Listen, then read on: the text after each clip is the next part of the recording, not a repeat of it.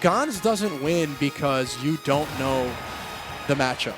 He wins because his reaction time is inhuman. This man is like a robot. Like he has only gotten better over the years. Yeah, as well. it's insane to see Gons' punish game at his advantage state, like amongst the best in the world. Like he just does not drop punishes. He's just obviously a world-class player. He's on the PGR. Yes.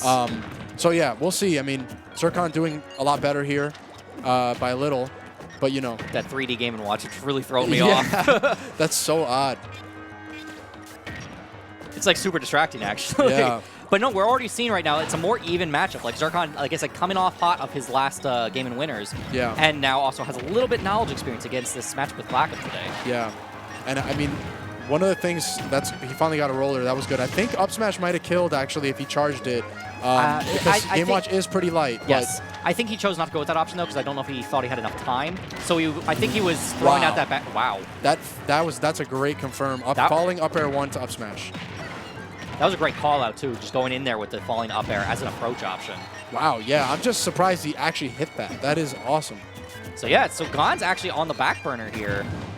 Yeah, Zercon looking racking up the damage. Yeah, Zercon looking a lot better in this game. I think if Gons, if Gons loses this, he's going to be very upset.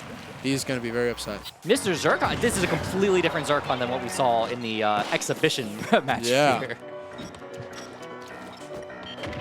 Oh, good punish there.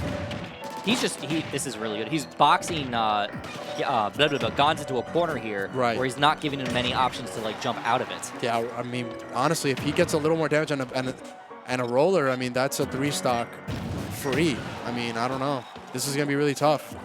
Oh my God, he's just calling these out. Good mash. That could have been it. Wow, Zercon is just on fire, man. Like, this is really different. It looks like Gons has no hope. Yeah, this is making this look like a freaking 9-1 matchup. He was getting, I feel rude saying it, he was being manhandled the last game, and now that is restock. Yikes. I don't know. I mean, was Gons on his phone the whole time? Is that what was that like? Yeah, I mean, geez, that was kind of rough, man.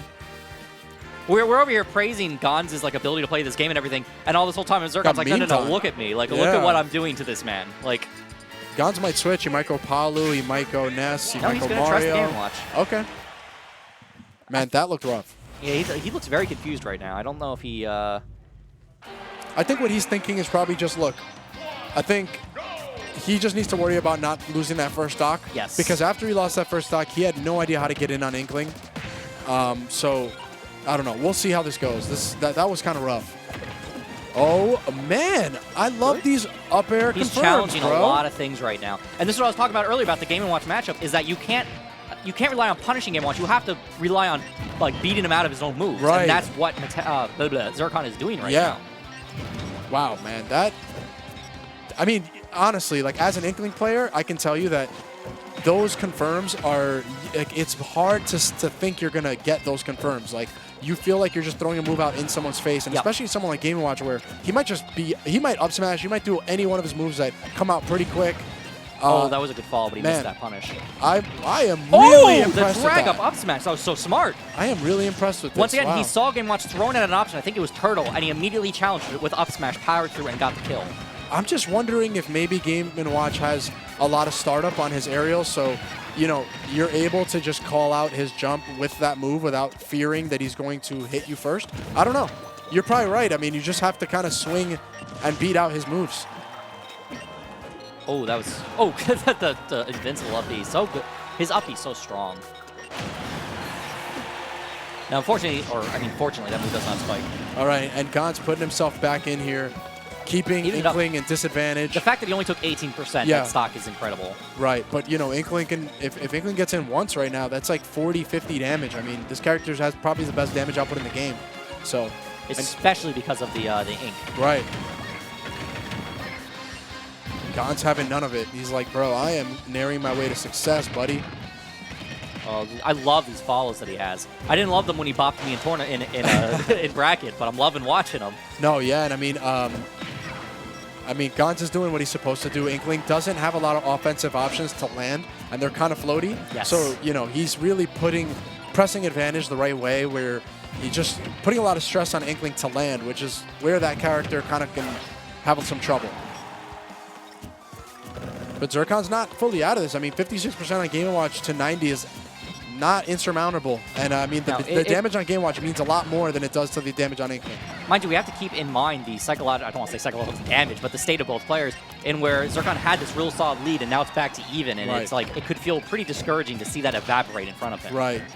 Especially now if Gonz takes the next stock before Zercon can really get any more pressure, like advancing, it could play huge into the third stock.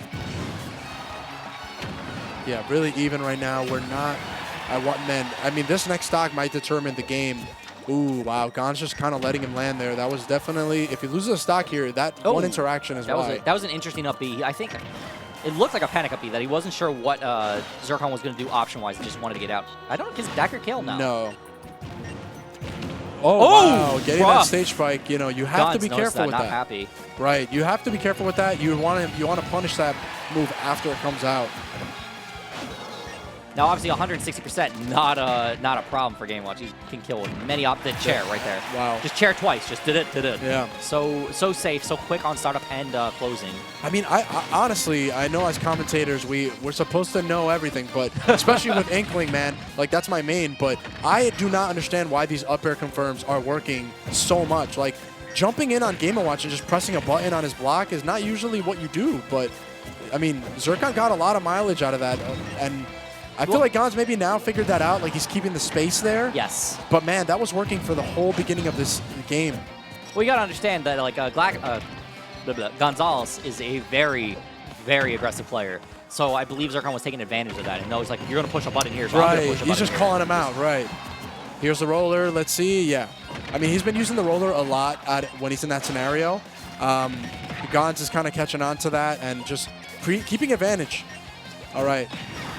Wow. Just when you get back on the ground, you're back in the air from that Game & Watch up B.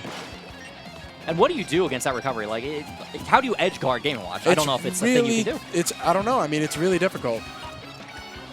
I think your job is to force him to do it from far away with like a bomb or some kind of hitbox. Yes. But man, landing for both of these characters can be rough. And there's the roller. That might be the stock. No, he's got to follow up on it. Didn't have enough time to get there for a smash. He has enough rage where a charged up smash might have worked, but he didn't have a lot of time to charge it. Oh. Yikes. You know, I think Game & Watch needs to be around 90 to have enough berry time. Right. I think one more roller might be the stock. I mean, a rage F smash might do it. So we'll see. And Gonz not trying to get roller, just platform camping, and that did it. Wow. Yep. You were right, one roller. I didn't think he'd have enough berry time off of 80%. No, yeah. And Gonz, I mean, he's got his back to the wall here. Yeah, he's gonna have down to pull 2 this one games. out. Now we're gonna see a switch because he was bringing it back with Game Watch. Like that was a very. I think he could feel confident there with Game Watch, but I would understand a swap here. I think he's gonna stick to it. Yep. It's weird because I mean he plays Palutena, objectively way better character, but he doesn't have fun playing Palutena. Yes. So I mean, I feel this character actually fits Gonz's playstyle. Yeah. He likes to be an advantage. He likes to be safe. He likes to be able to throw out buttons. Yeah. I mean, honestly, Palutena, you know, she doesn't do great against Inkling. It's kind of evenish. So I don't know. Maybe he's just trusting in his own ability as a player to download and to gather data. Yes. And we're going to see a difference, hopefully, from him in this game if he wants to bring this back. Otherwise, good stuff to Zercon. I mean, Zercon's playing like, really great. And I'm kind of jealous as an Inkling main. Those up airs were insane, man. Take notes. Yeah, I mean, right now, I'm like perplexed by these up airs. God, the pressure right now. God's already there. He's just like, wherever's our God's like, I'm already there. I mean, already we're seeing, wow. Good challenge. If there's 2 notes that Gonz maybe took is that he's really got to be more aggressive off stage and in advantage there. Yes. And not to get rollered by the ledge. But Game Watch is kind of light and floaty, so it's a little easier to we haven't seen that bucket the entire set so far. Yeah, Zercon's just been doing a good job of not using the bomb in a way where he can bucket it. And if you do, you can still kind of hit him before the bucket absorbs the projectile. Sometimes people bait the bucket out on purpose. So I think the last like 40% has been from up B alone. Yeah. And I mean, Gonz actually had a big lead the last few games, but he's been failing to really take the stocks before he takes enough damage to close the lead out. Yes. So I mean, if he wants to win this, he's going to have to close these stocks out, and it's not that easy. Oh, the Nair picks it up. That was like the last hit of Nair. Oh, my God. I can't believe that killed. That is insane. But I mean, he was high up there. I mean, I just didn't even know that hitbox was that strong. Ooh, nice. My God. He got, he wanted that judgment. That would have been insane. Could you imagine judgment? Oh my goodness. Number 9. I mean, yeah, Gonz just playing more aggressive in advantage, being a little smarter about that, I think, and you know, not landing where Inkling can just roller for free. Yes. That's the adjustments that I think we're seeing so far. This might be Booyah. No, he doesn't go for it. Oh, good up B there to get away from that. What's the punish? Just up B. Yo, the damage is really starting to work like blah, blah, blah. Rack up for Zercon. I can't talk today. I mean, Game & Watch also has a kind of a decent window for up air. But yeah, he's so light that you can just up air him like that. And Zercon's just catching on to the fact that Gonz is trying to land on those platforms every single time so that he doesn't get rollered. Oh, this is gonna be, he could have held that for a very long time. When you're when your back is to the ledge like that, Inkling doesn't move back with the rapid jab, so you can actually hold that move for longer. You could have easily gotten maybe like a 30 or 40%. It might have been worth expending his ink there just to get him painted good. So all of his damage, because he's at the deficit of damage where he needs to put some on. Right. And the biggest difference I'm noticing right now is just, you know, Zercon's having a really hard time getting these rollers. Yes. But yeah, if he can, I don't know if he hasn't really gone for the Booyah this whole set. I mean, Game & Watch has a 10% Booyah window about from a almost killed. That's 94 to like 103, I think. So, wow, that lingering hitbox. That's a good option there. Yikes. I'm surprised it's that strong that late into the move. Oh yeah, it's a sex kick. Right, right. Or sex chair. That sounds. Sex chair. Going for the Booyah too early. He needs about 10% more for that to kill. Oh, he tried to go for the roller, and Game & Watch was having none of it. Oh wow, Gonz just being really good at the ledge right now. Oh, that was so pretty. Not getting his stage spike.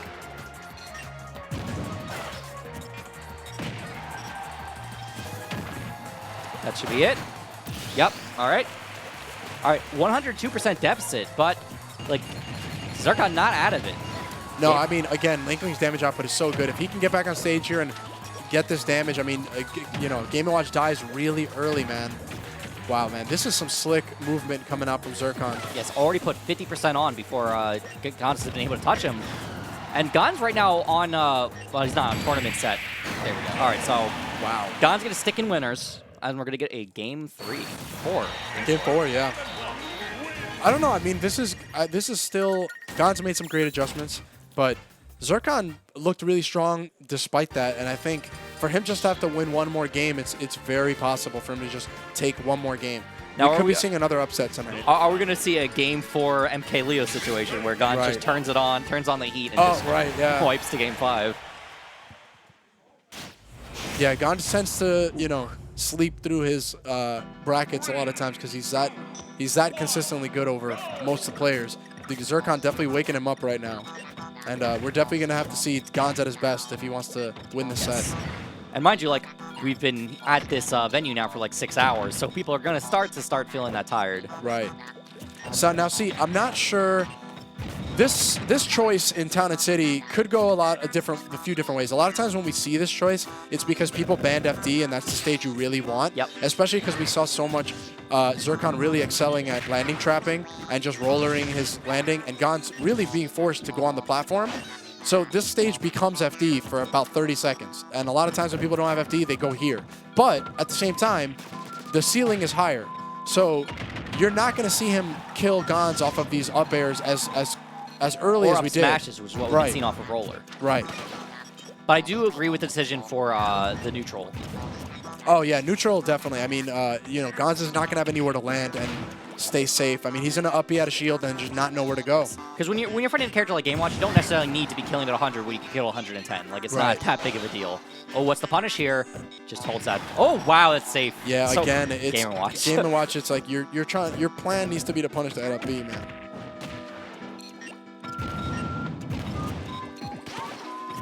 And right now, like, having trouble killing at 126, it makes the 60 to 120 deficit not as bad. Right. Oh, very good challenge there. Yeah, that was great. That was beautiful. And, you know, when you have an up B that has a sound like that, you know, that you're basically reacting to the sound. And so for Gonz, it was like, man, he doesn't even have headphones, actually. I don't even know how he did that. Again, inhuman reaction time. And that was a very precise edge guard. Oh, tries to go for a grab punch there. It's weird because Zercon's always jumped after roller. Right. Yeah, Nair is definitely... Game & Watch's Nair is definitely so big. Oh! Get out of here. Zercon Look at his face. He's shook. Yo, was that 20-some%? Oh, my God. And the Jank Master is here. Yo, that... I feel bad for everyone's ears. I just fucking shrieked. Oh, my Lord. That was fantastic. You love to see that happen. Game & Watch, man. I hate this character. Yikes, man. All right, but, you know, a lot of times, you know, players might just fall asleep after something like that. They're like, okay, I got this in the bag. Hopefully, Gonz isn't going to play like that. Oh, good back air. Yeah, two-frame. Two-frame? That's yes. disgusting. Unless maybe, for some reason, Gonz held down, which I really doubt. Man, this is going to be rough for Zercon. I mean, I don't know if his morale as a player is just really low right now from getting 9'd. I mean, honestly, when you're on game 4 of a set like this and something like that happens, it's not unusual for you to start thinking like, all right, let's get some knowledge for game 5. Yeah, like, yeah. I mean, let's this just stay alive and try to get some meta. This one's looking rough, man. I mean, the judge just sent this man to jail. And now the cook. You see Gonz being a little cheeky now with those the judgments. Man, Game & Watch, I mean, we give Mario a lot of props for having a lot of professions, but Game & Watch, he's the judge, he's a cook, he's a firefighter, all in one character, man. I don't even know what that chair is. He's a killer. Lion tamer. And right now he is a murderer. The chair is the lion tamer game. Yeah, that's what it is, right. And right now he's looking like an offshore fisherman, reeling that squid in and taking him to school, baby. I was telling you, the MK Leo game 4 syndrome where just a read at 20%, take that judgment call. Gonz is not trying to have his PGR farmed today, man. He's staying in winners. But you know what? Honestly, like, if you're Zercon, you're thinking to yourself, I was doing great and I got 9. You know, like, that's like, RNG. Like, I don't let it ruin. Exactly. That's not you, like, getting outplayed to the sense of, like, I mean, you lost the read, that's all. Exactly. And the guy flipped the coin and he got it, you know? So just do what you were doing. It's not even flipped a coin. He rolled a dice and got it at 20. Like, yeah. He rolled a 9-sided dice and got snake eyes. So I think Zercon's thinking about this one a lot. If I were him, I honestly think that Gonz didn't really download him that much. I feel like go back to PS2. Oh, we're going to... Wow. All right, we're going to see I do agree with this for 2 reasons. One, they're in winners, so like a loss here isn't terrible. Go to losers, get the second chance to play. But 2, this is the first time Gonz is playing his Isabelle today. Right. So this is a fresh matchup. Yeah, where Gonz has been playing Game Watch this whole time. So Zercon's going to have a lot more matchup knowledge than Gonz. Gonz is going to have to figure this out on the fly. Right. And already Gonz is looking very comfortable. I mean, he just reflected everything that Isabelle did. I'm not really sure how this is going to work out, honestly. Like, I don't really know how Isabelle's going to edge guard Game & Watch. I don't know how she's going to win neutral. But if anyone's going to show us that, it's going to be Zercon. So not a lot of Isabelle mains left in 2019, to be honest.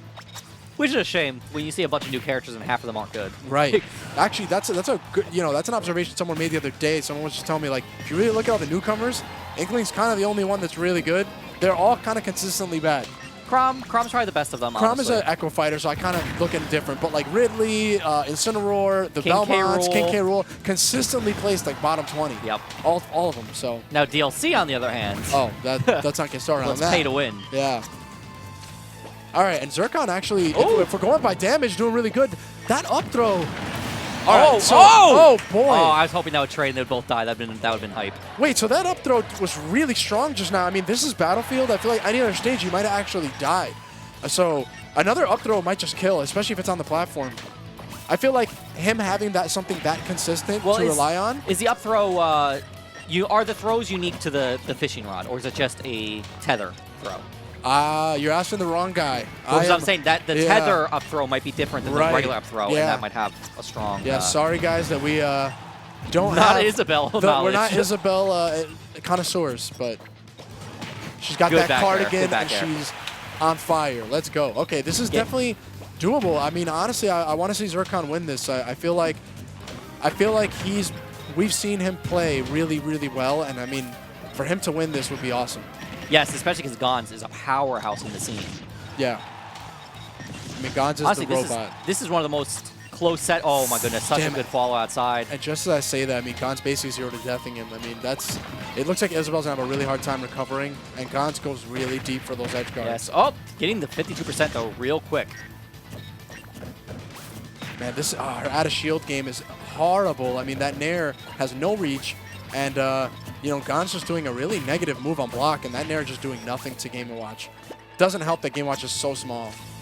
And he's got to stop trying to Nair on Game & Watch shield like that, because he doesn't really have a Game & Watch just up B's out of shield. Like.